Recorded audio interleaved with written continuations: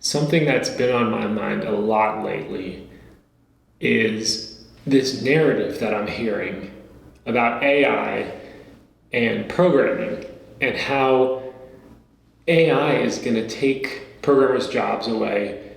Nobody needs to learn how to code anymore. AI is going to do it all for us.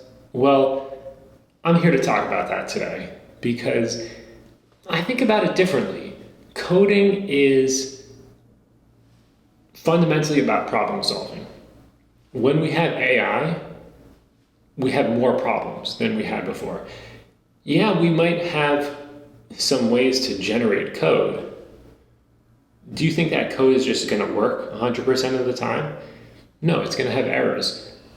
AI might be able to fix some of those errors, but ultimately, we need people to understand things in order for people to control those things.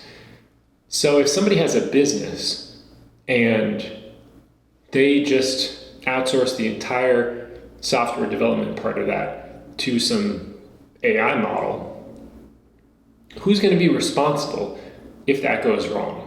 There's nobody to take responsibility for that.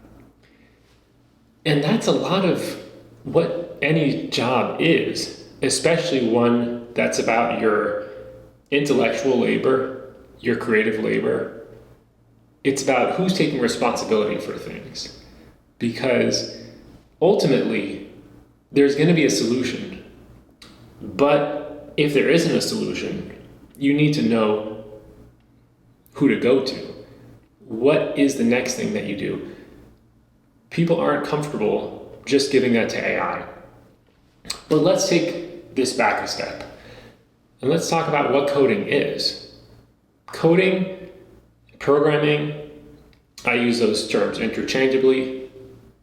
They're fundamentally about translating human concerns into a language that a computer is going to understand. So the first way of programming, the first method of programming, when there were these big computers that nobody had, the personal computer wasn't even close to existing, a computer would take up a whole room. And what you had to do was physically wire cables together to connect the circuits properly just to solve a math problem. After that, they took technology from some digital looms. They're called Jacquard looms, Jacquard, depending on how you want to pronounce that. And these are basically advanced looms that can program two-dimensional images, and they do that using punch cards. That's how the instructions for the loom operates.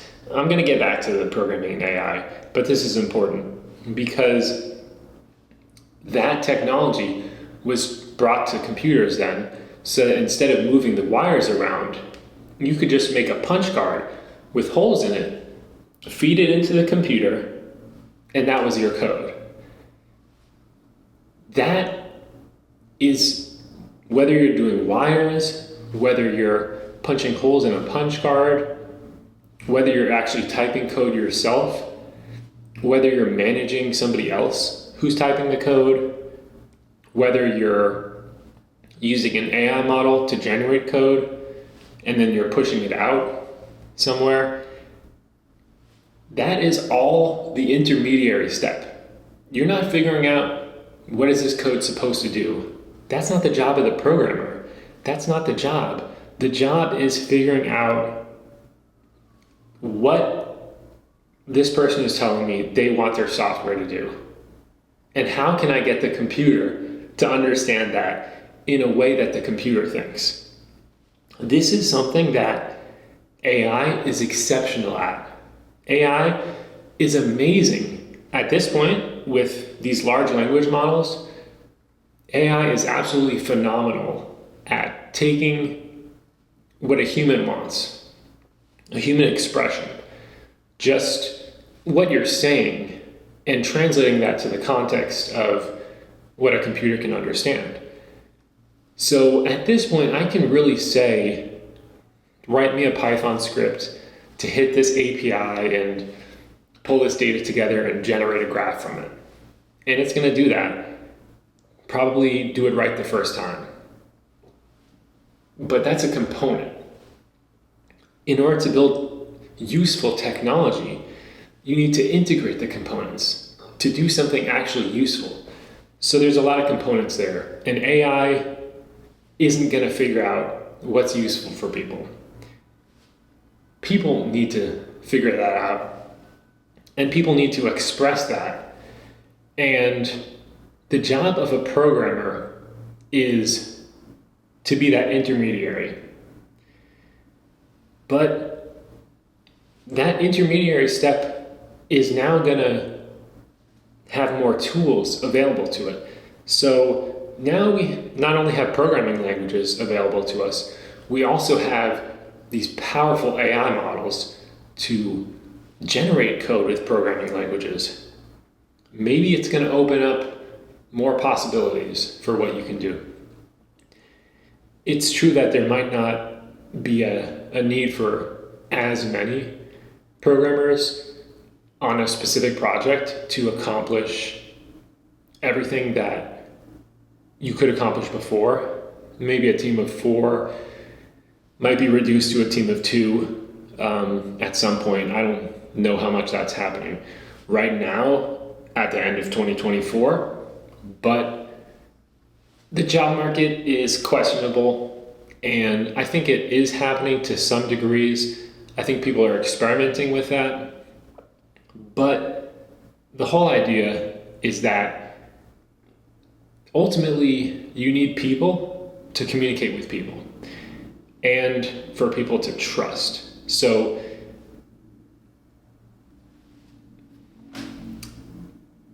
this thing about AI taking coding jobs, I want you to think about the things that you're trying to accomplish in your role, in your life, but we'll just talk about in your role as a software engineer, as a developer, the things you're trying to accomplish and the tools you have available to you to accomplish those things. Well, we have a new tool. We have a lot of new tools with these AI models, but are you just going to be in ChatGPT all day? Is ChatGPT going to make your pull request? We don't have all of the tooling around the AI models to really pull it all together. So the model is going to be at the root, at the core of a lot of applications that still need to be built. But those applications aren't built yet. Those applications, there's a huge demand for AI applications right now. And there's a lot of funding for these things too.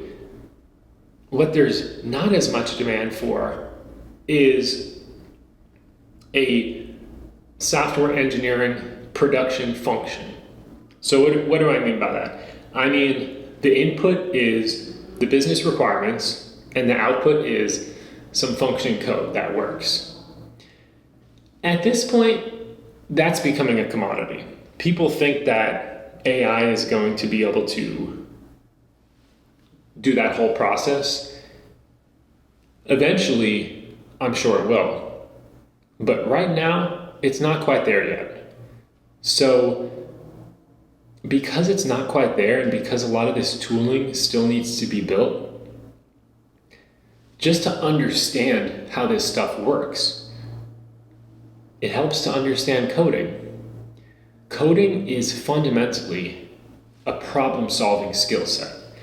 It's a skill set around taking a problem, breaking it down into those different components of the problem, figuring out, are there any edge cases that I need to handle, and then figuring out how to solve each of those components. That could be done with AI. Any one of those parts of the process could be done with AI. I do think that the entire job of a software engineer is changing. And I don't think it's going to be the same ever again, depending on what company you're at. Because that's the other thing. There's a lot of companies They're still living in 1950. They still have these IBM mainframes running massive bank workloads, massive, I don't know what system the post office works on, but I imagine it's not the most up-to-date kind of thing.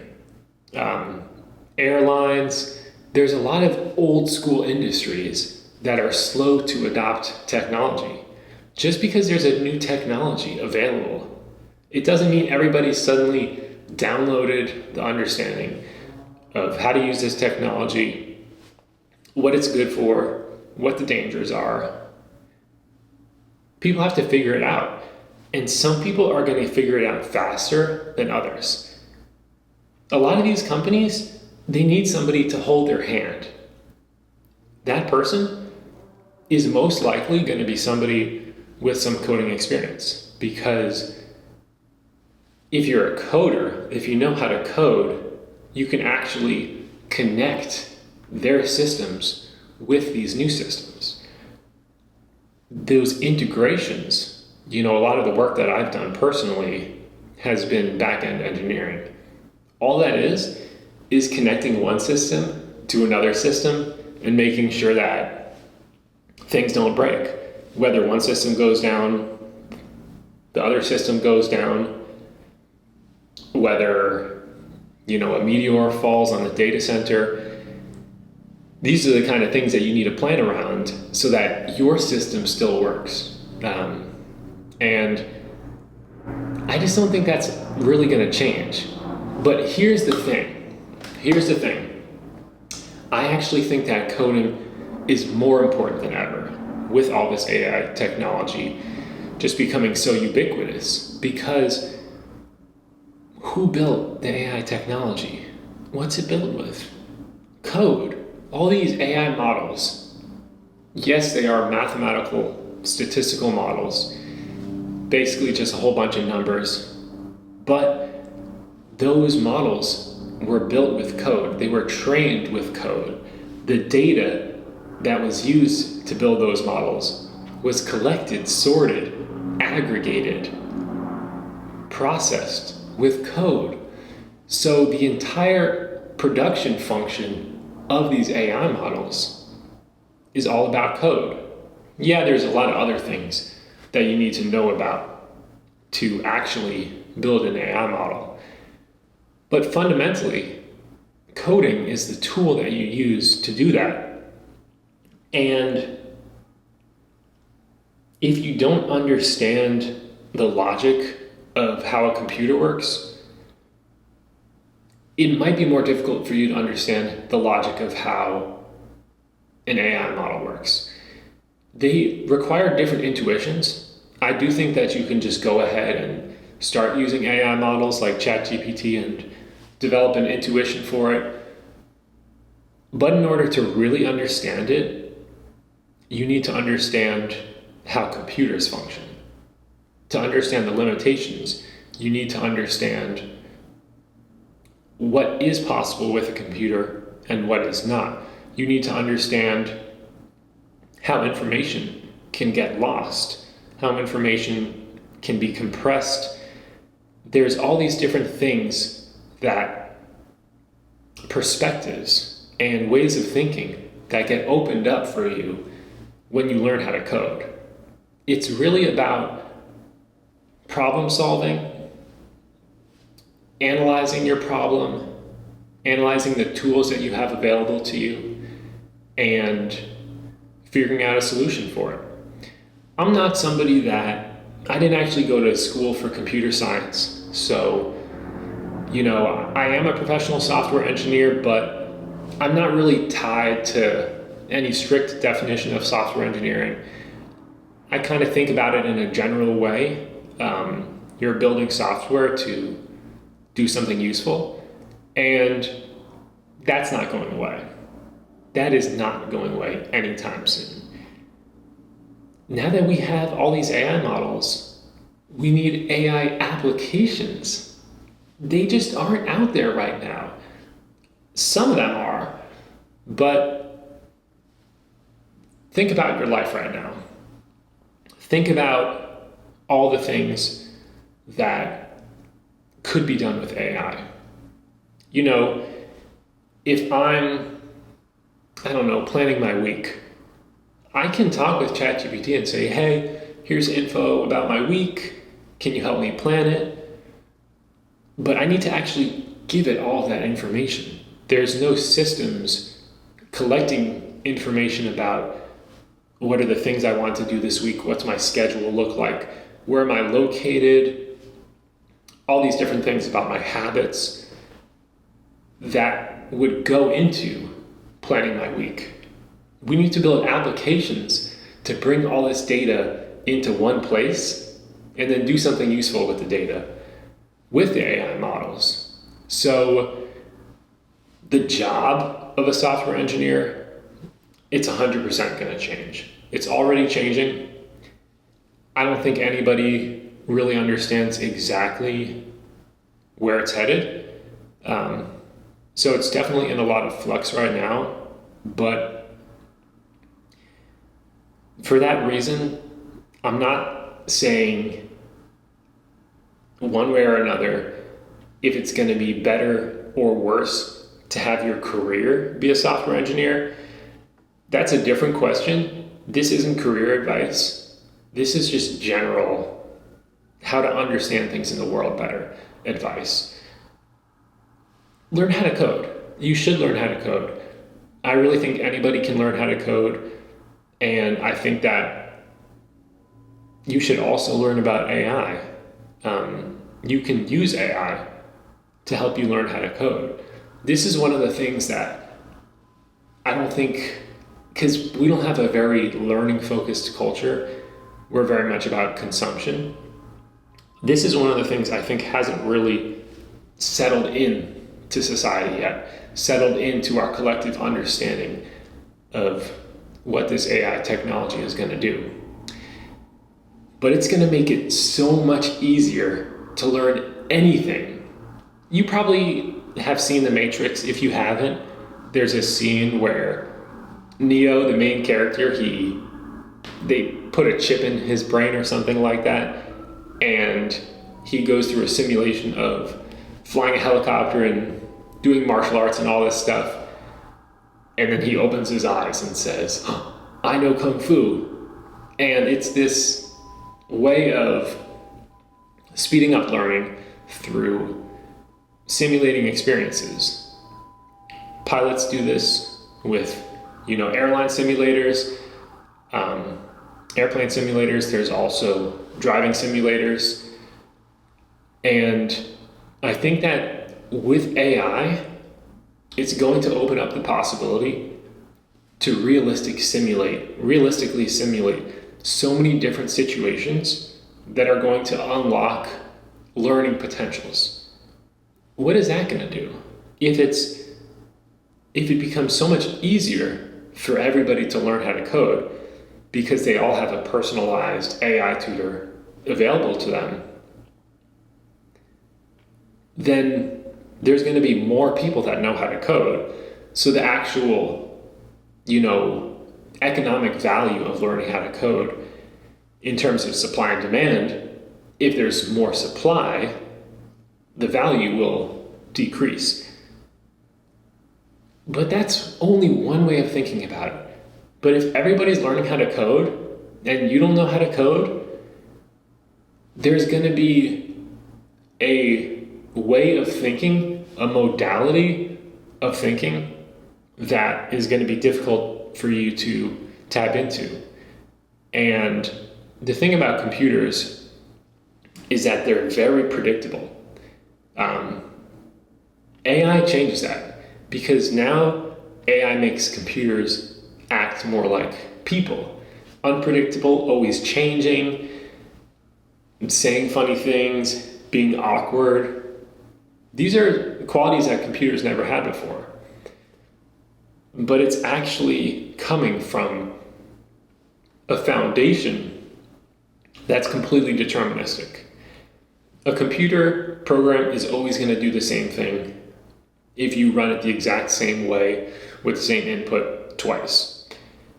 And that doesn't change with AI, because if you run an AI model, it's called the inference of an AI model, in terms of you've already trained the model, now you're trying to do something with it to predict something or to generate something. That's called the inference step. So if you're doing inference with an AI model with this exact same input data and the same random seed, you're going to get the exact same thing every time. In most of the applications that we use, they use a different random seed every time so that it actually looks different. But how different is that from how people work, where you can actually get the AI model to do the exact same thing over and over and over again? There's a predictability to it. And I don't think that's something that you would really understand on an intuitive level if you didn't learn how to code and learn about the literal way that a computer takes instructions and processes them.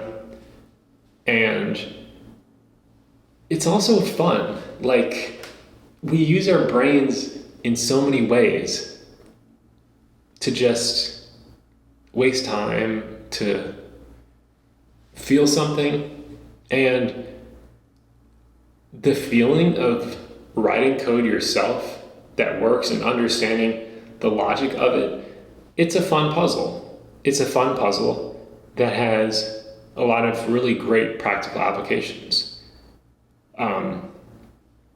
Just because we have AI models now that are automating these massive statistical analyses of things, because AI models are ultimately based on statistics, it doesn't mean you don't need to understand statistics. That's another thing that I think is really undervalued in terms of building an intuition. Statistics, basically, it's all about getting information from incomplete information and knowing what to do with that. Getting some meaningful information from information that's missing things. That's all the information that we're actually working with. So, there's a lot of things in the world to learn. I'm not saying you should learn coding over learning AI, but what I'm saying is that where AI stops being able to help you, coding is something that can take that AI to the next level. Coding is what you can use to build an application around the AI and actually do what you want to do with it. Coding is the part where you can actually integrate things together and you can understand how it works in your own brain. If somebody tells you how it works, if you get the AI to explain it to you, you need to actually have a framework for understanding it in order to actually understand it. So, do I think that AI is going to change the jobs of software engineers forever? 100%, definitely. If you're a software engineer listening to this, you gotta learn about AI. Like, use ChatGPT, just read about it, be curious, and if you are somebody who doesn't know any coding, you don't know about AI, maybe you've used ChatGPT and things like that, but you don't really know how any of it works, I just want to emphasize that AI is the best thing at explaining things to you. You can tell it your experience level. If you've worked in a different field, you can say, I've worked in the healthcare sector. Can you maybe use some metaphors from that to help me understand things? And you can ask it about coding. You can ask it about AI. And I think we should just open our minds to learning more. That includes learning about coding, that includes learning about AI, and writing is still a skill. Communicating from one person to another. Coding, you're literally writing. I'm not trying to get too philosophical with this, but a big part of coding is communicating from one person to another person what you're trying to do. So you can even use code as a way of communicating how a process is supposed to function or an algorithm. You can write code as a means to communicate to another person. Maybe you can express that in English and it's going to be just as effective, but English isn't deterministic. No language is deterministic like that. We use vague symbols to communicate subtexts and things like that. Coding, there's one way that it's going to be interpreted, and it does one thing. So, just to sum it up, stay curious, definitely learn about AI, and learn about coding. Anytime somebody tells you, oh, this isn't something that you need to learn about, you should have a little flag that pops up. They don't want me to learn? Why? Why would somebody not want you to learn about something? It's gatekeeping. It's gatekeeping. Just like any type of knowledge is gatekept for people to maintain control, maintain power. People are gatekeeping coding, people are gatekeeping AI, and it's complicated stuff. But it's all learnable, bit by bit. So stay curious, learn about coding, learn about AI, and I hope there was something in here that you found interesting. Thanks for watching. Tune in for more Eli Explains videos. I got a lot coming up for you. Thanks.